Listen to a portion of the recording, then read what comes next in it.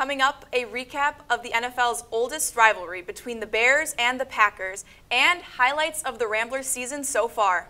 Plus a rundown of the historic moments from this year's U.S. Open. I'm Vanesa Hoxha. And I'm Chloe Morrissey. All this and so much more. Rambler Sports Locker begins right now.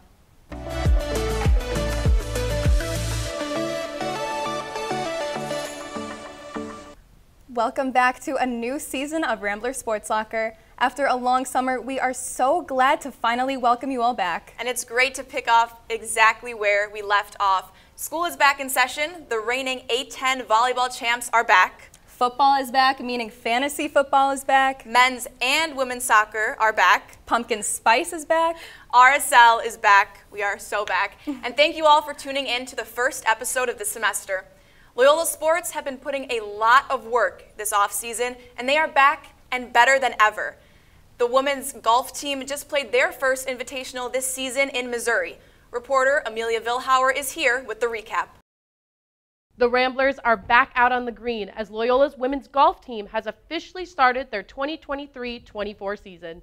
They teed off in Springfield, Missouri for the Payne Stewart Invitational that spanned across September 11th and 12th. The team ended up in 13th place with performances that became more promising throughout the tournament. They finished with a total of 920 points, and in every round, the Ramblers were able to improve their scores. They had a first round score of 308 and ended their last round with their lowest score of 305. Head coach Brandy Johnston sees promise for the season and said, quote, "This was a good tournament for us to start out the season. The field was strong, the course was challenging, and it showed us what we needed to work on," end quote. A notable highlight of the tournament came from sophomore Addie Mackey, who accomplished a final round score of 72. Mackey was sidelined in the late spring due to an injury, and she is now back and better than ever. She played on 54 holes across 3 rounds on the final day of the tournament and finished with a final score of 223, which was a career best and put her in 23rd place. The women's golf team will be back in the swing of things at the Ball State Cardinal Classic on September 18th and 19th in Muncie, Indiana. For Rambler Sports Locker, I'm Amelia Villhauer. Back in the swing of things, and we'll be sure to tune into that. Thanks, Amelia. The NFL had some crazy games for week 1. Chloe? Absolutely, Vanessa. The NFL season kicked off with some of the wildest games I've seen in a long time. We can definitely take away plenty of memorable moments from the past week, but Bears fans, you might want to look away for this one. Here with the recap of the Bears-Packers week 1 bout is RSL reporter Oliver Allen.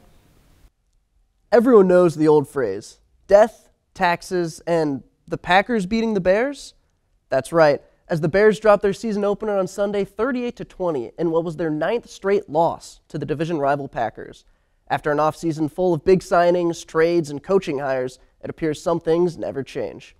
In front of a sold-out Soldier Field, the Bears faced off against a Packers team without future Hall of Fame quarterback Aaron Rodgers for the first time since 2017. With a fresh start coming off a worse-than-the-league finish the year prior. The first half of the game was a defensive back-and-forth battle. After a Jordan Love to Romeo Doubs touchdown on the Packers' first drive of the game, the Chicago defense hunkered down, allowing just 3 points the rest of the half. The Bears responded by taking the ball deep into Green Bay territory on back-to-back drives, settling for field goals from veteran kicker Cairo Santos on both. After a Packers field goal with no time left on the clock, the Bears went into the half down, but within reach, with the Packers leading 10-6. The second half is when things began to unravel for the Bears defense. 2 touchdowns from Packers running back Aaron Jones in 4 minutes, plus a field goal, led to a string of 17 unanswered points for the Packers, and they would not look back, going on to win by a final of 38-20. In regards to the loss, Bears quarterback Justin Fields stated, quote, "We have a lot of room to improve, room to grow," end quote. After turnovers plagued Fields at times last year, he both fumbled and threw an interception in the season opener. In a decisive season regarding Fields' future as the Bears franchise quarterback he was drafted to be, progress in limiting turnovers is absolutely essential for Fields in his second full season. The Bears will travel to Tampa looking for their first win of the season against the Buccaneers on Sunday, September 17th. Kickoff is at noon, and the game will be free on Fox Sports. For Rambler Sports Locker, I'm Oliver Allen.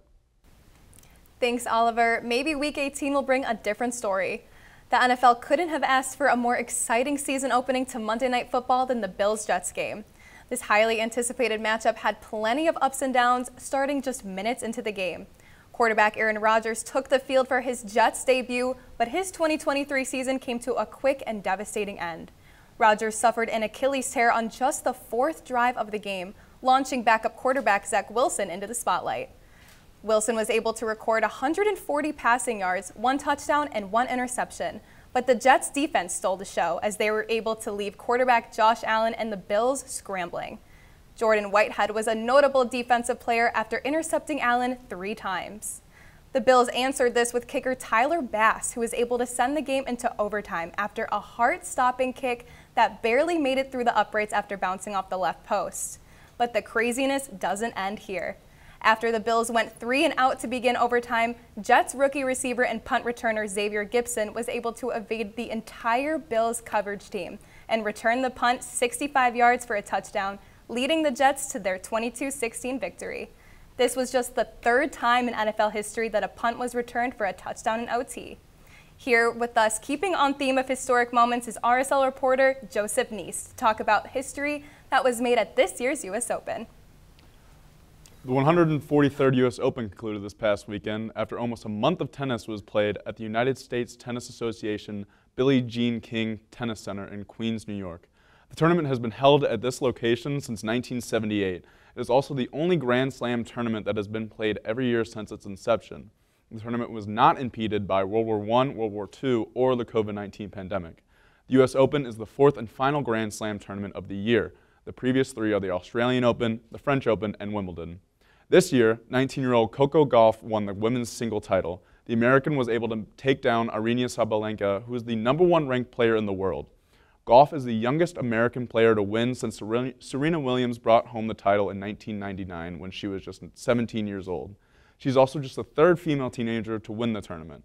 Gauff was able to come back after losing 6-2 in her first set to Sabalenka and won the last 2 6-3 and 6-2 respectfully.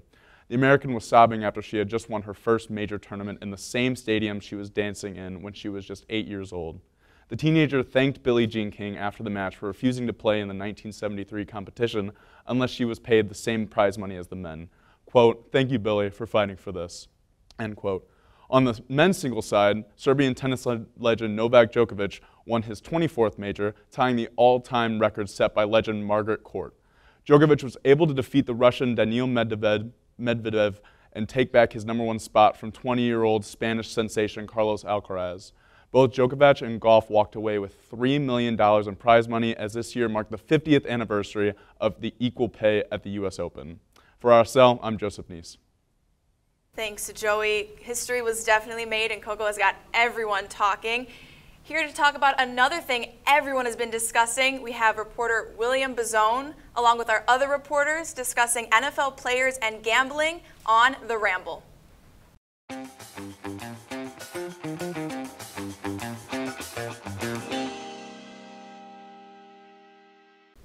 Thanks, Vanessa and Chloe. What's going on, everybody? Welcome back to The Ramble, and I'm your host, William Bazzone. Each week, we break down the biggest issues that have captured sports fans' attention. I'm here with Caroline Lyngen and our very own executive producer, Nate Keough, and they're here to discuss NFL players and gambling suspensions. Since April of this year, the league has cracked down on these parlay plungers. 3 players will sit out 6 games, and 6 players are suspended for the entire season. Plus, Broncos defensive end Enyoma Uwazurike has been suspended indefinitely and could even face prison time for his actions. Now, players can gamble, just not on their own sport and not in team facilities. That includes hotels and buses, which is where some of these players made their bets. But with sports betting now being legal in over 30 states and the NFL spending $1 billion to partner with multiple sportsbooks, should players not have the right to gamble on their own sport? So, I'm going to ask you guys. We'll start off with Caroline. What do you think about this? I'll say it.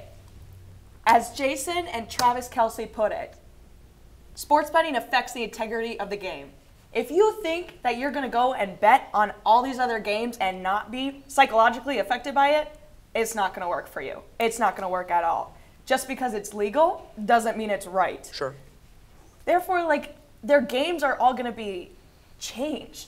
If you're doing this in your free time, what are you going to be doing out on that field? Are you going to be thinking about the game? Or are you going to be thinking about that $1 million you just spent on some other team? Right, exactly. If I bet on somebody to, get 38, receiving yards in a game and you get 37, it's like, well, then Exactly. exactly. So I see your point there. But Nate, I know you're taking the other side here. You feel pretty strongly about players being able to gamble. Let's hear your take on it. Yeah, I just don't really see the harm in it, especially if they're not involved in the game. I know players talk, but how much effect can you really have on the game when players talk? I feel like most of these players, especially the ones have been suspended. Let's take Calvin Ridley, for example. A couple of years ago, he was suspended all of last season. Right. Yes, and now he's back with the Jaguars.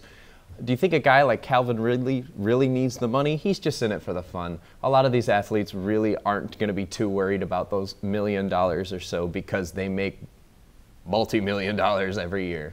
That is a very true point, but I'm going to bring up two things right now. So I believe there's a statistic, from Sports Illustrated. I believe it's 78% of football players either go broke or have financial troubles within 5 years of retirement. Well, that's a great point as well. I just don't know how you feel about that, and would that be a form of supplemental income? Because I know you're against it, but do you think it's a valid point? I mean, if you find the joy in betting, I don't think you should be playing a professional sport. I think you got to find a spot in Vegas then. But see, this is another issue. So I was reading a recent article from The Athletic. They interviewed 5 separate players, guys, 5 separate players, just from different walks of life, whether that's a rookie, a 9-year free agent that's a veteran. They're not really sure what the gambling rules are. And I mean, look at Jamison Williams, right, for the Lions. Got 6 games. He bet on 1 college football game in a team hotel. This was his first time, his first offense. It just doesn't seem like it's very clear. I think one rule that they do have is that if you are betting on NFL games, which is what those 6 players did, they're suspended for a season. But it seems like the rules aren't really clear. What do you guys think the NFL should kind of do to kind of clear the air about all this? Because it hasn't seemed like it's been very fair. Betting on 1 game gets you 6 games. I just want to hear your thoughts on that before we go. Yeah, absolutely. I'm not saying betting is a bad thing. I'm just saying if you're going to be betting and you're going to be playing a professional sport that's paying you millions, maybe we should focus on the sport instead. To make the rules clearer, though, you've got to put it out there. I had to go and search for those rules and be like, I don't even understand what's going on. And so I can't even imagine as a player, what are you supposed to say? So the NFL needs to release one solid statement on what is legal for those players to do and what is illegal for those players to do. Absolutely. I think that's a point well taken. Nate, any final thoughts? I think the punishments for gambling definitely need some amending. Again, Calvin Ridley, a whole year. Jamison Williams getting 6 games. 6 games was the original punishment for Deshaun Watson last year. And who do we think's the bigger villain? Someone who gambled or someone who committed sexual assault? That's a very good point. The NFL has they have some changes to make when it comes to how they give out punishments and the amount of punishments as well. Well, I know one thing we can all bet on. It's going to be a very, very exciting NFL season. And that's about all the time we've got here. Thank you to Caroline and Nate for coming on, and we'll swing it back over to the anchors for some sports updates. Thanks, everyone. In more Loyola news, throughout Loyola athletics, we've seen a lot of returning familiar faces and new ones. These rookies have been making their mark, not only here at Loyola, but throughout the A10. From the men's and women's soccer team, here are this week's 3 notable new Blers on the block. Up first, from Jacksonville, Florida, Ainsley Cryan. On August 28th, Cryan earned her first and the Ramblers' first weekly award this season. She was named the A10's Rookie of the Week. The 4-year varsity letter winner at Providence High School scored her first collegiate goal against the University of Toledo on August 25th. With the 16 minutes Cryan spent on the field, she sent Loyola home with their first win, scoring in the 74th minute. Next, back-to-back Rookie of the Week awards for Loyola from Pewaukee, Wisconsin, Zoe Heavey. Loyola's second overall scorer led the Ramblers to victory against Western Illinois with 1 goal and 2 assists. Heavey shot 7 of Loyola's 25 shots that night, scoring the game winner in the 82nd minute. Last, but certainly not least, this week's A10 Rookie of the Week, an Illinois native, Petar Jancic. Jancic scored his first goal as a Rambler against Oakland at the Loyola Soccer Park. Kicked into the box by number 12 redshirt freshman Ryan Van de Winkel, tapped by number 16 Andrew Scheinart, finding Jancic just outside the 6-yard box, who blasts it to the left of the net, scoring in the 75th minute. That wraps up this episode of Rambler Sports Locker. To stay up to date on all things Rambler Sports, be sure to follow us on X and Instagram at Loyola RSL, and be sure to subscribe to our YouTube channel.